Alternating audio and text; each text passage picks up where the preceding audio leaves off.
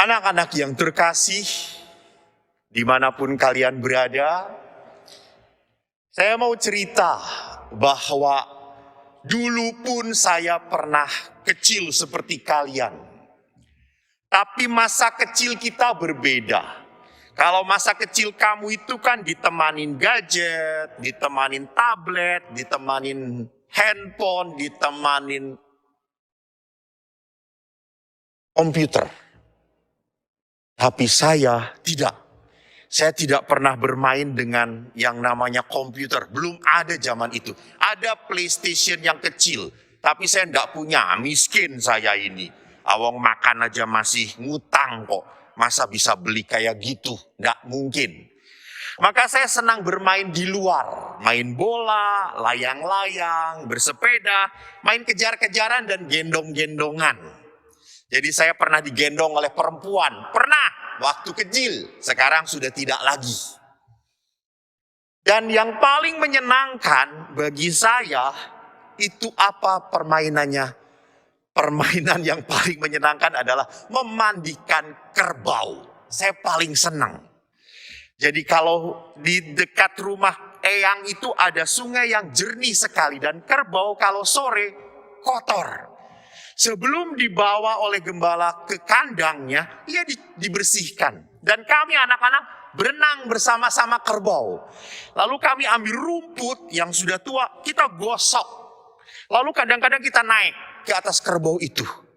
Lalu kadang-kadang saya tanya, Pak, kenapa kok kerbaunya selalu kotor?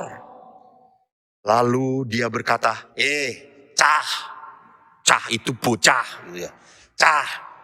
Kalau kerbau itu cari makan harus jauh, sulit jalannya. Lalu saya tanya, kenapa jauh-jauh Pak? Rumput ada juga di sini. Ya di sini kurang hijau, kurang bagus. Aku bawa ke tempat yang jauh walaupun susah supaya dia bisa makan enak. Oh gitu ya Pak? Iya. Lalu setelah itu kita asik dan kerbaunya itu tidak pernah marah selama gembalanya ada di situ. Jadi kita tidak takut bahwa kerbau itu ngamuk. Kenapa? Karena gembalanya nongkrong di situ. Kenapa sampai kerbau itu tidak marah? Karena dia nurut kepada gembala. Kenapa dia sampai nurut? Karena gembala itu selalu memberikan yang terbaik untuk kerbau. Maka waktu dia berikan yang terbaik, maka kerbau pun akan memberikan yang terbaik kepada gembalanya. Oh, lihat, kerbau aja pinter. Jadi kalau sudah diberikan yang terbaik, kasih yang terbaik juga pada gembalanya. Hari ini kita mendengarkan bacaan pertama tadi tentang siapa? Gembala domba. Mungkin di Yahudi nggak ada kerbau ya, jadi tidak ada gembala kerbau, adanya domba. Gembala domba tadi dikatakan apa? Dia tidak pernah rela kehilangan seekor pun dari dombanya. Betapa berharganya. Dan ini mau menceritakan siapa? Mau menceritakan Tuhan.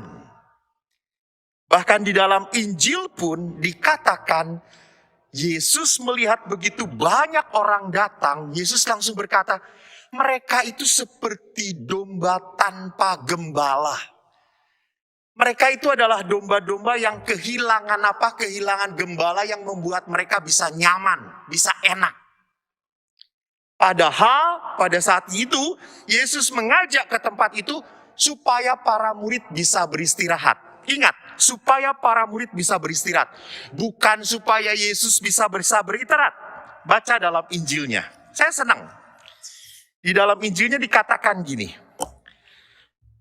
Marilah kita pergi ke tempat yang sunyi supaya kita sendirian dan beristirahatlah sejenak. Jadi Yesus tahu bahwa para murid ini setelah diutus bekerja capek, butuh istirahat supaya mereka bisa tenang. Dan Yesus tidak butuh. Maka lihat saja tadi pada saat Yesus turun dari perahu, melihat orang-orang, langsung Yesus mengajar mereka. Dan tidak dikatakan Yesus para murid ngapain, pasti istirahat. Yesus mengajar mereka. Dan di ayat 35, mungkin minggu depan akan didengarkan, Yesus memberi makan mereka. Lihat anak-anak yang terkasih, Yesus tidak membutuhkan istirahat. Dan Yesus memperlihatkan Tuhan itu pun adalah Tuhan yang tidak pernah istirahat. Maka kenapa tadi kita memakai perayaan Ekaristi ini dengan tema kita bersyukur. Kita bersyukur. Karena Tuhan kita adalah Tuhan yang tidak pernah menutup mata. Karena bagi Tuhan setiap anak-anaknya patut dan harus diselamatkan. Anak-anakku, apalagi di masa pandemi ini, di mana di masa serba sulit dan menakutkan, bagaimana kita pun harus menjadi seorang anak yang menjadi pribadi seperti Kristus, seperti Yesus. Pribadi seperti Yesus itu apa?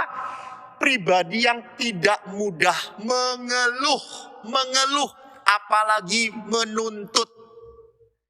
Menyedihkan toh papa mama kamu sudah kerjanya susah, banyak masalah, kamu masih terus minta, merongrong terus, mengemis, minta terus merengek. Apa enggak makin pusing orang tua kamu? Maka virus yang kedua setelah virus corona yang menyebalkan itu adalah apa? Virus direcokin oleh anak-anaknya. Oh, kami kan anak-anak, Pastor. Kami kan harus dipelihara oleh orang tua. Iya benar. Lihat kerbau tadi. Kerbau udah dikasih yang baik, ngasih baik juga kepada gembalanya. Kerbau aja ngerti, masa kamu nggak ngerti? Kamu kan lebih pintar dari kerbau. Jadi kalau orang tua sudah memberikan yang baik, maklumlah kalau sekarang ini serba sulit, serba susah. Maka pastor mengajak kamu, yuk anak-anak, kalau kita menjadi orang yang bersyukur, berarti apa? Kita harus menjadi anak yang membuat orang tua kita juga bersyukur. Ada banyak anak orang tua yang ngomong, Romo saya bersyukur punya anak, dia baik banget Romo. Gak banyak ngeluh, gak banyak nuntut, kalau disuruh tuh dia selalu nurut.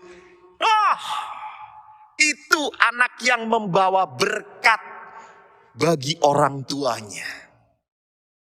Anak-anakku, di masa pandemi ini adalah saatnya bagi kita bersama-sama untuk menjadi berkat, untuk menjadi gembala yang baik.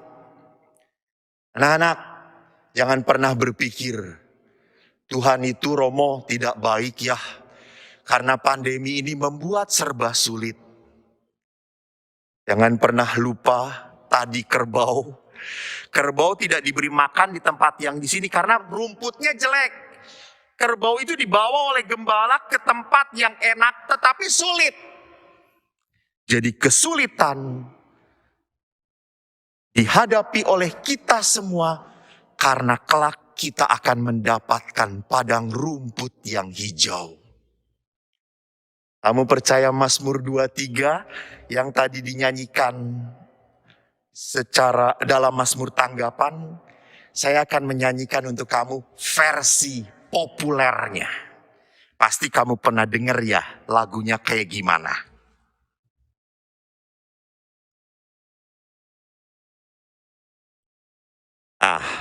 Kamu boleh nyanyi, boleh jingkrak-jingkrak selama kamu di rumah. Karena di gereja tidak boleh jingkrak-jingkrak ya. Lagunya sangat indah sekali. Ini Mazmur 23.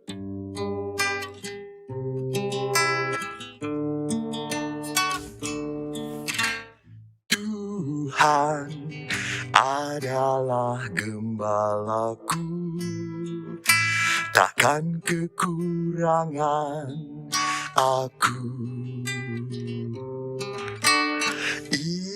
Ia membaringkan aku di padang yang berumput hijau. Ia membimbingku ke air yang tenang.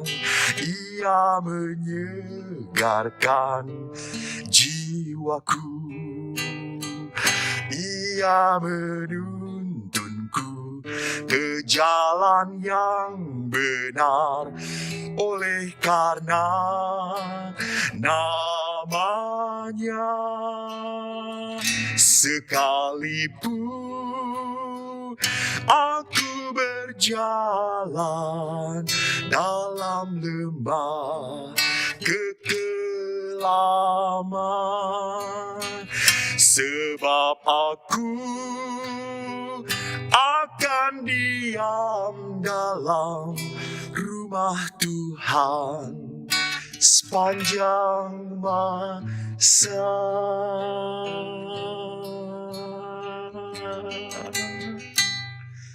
Anak, Mazmur 23 juga mengajarkan pada kita bahwa Tuhan gembala yang baik selalu menuntun ke padang rumput yang hijau.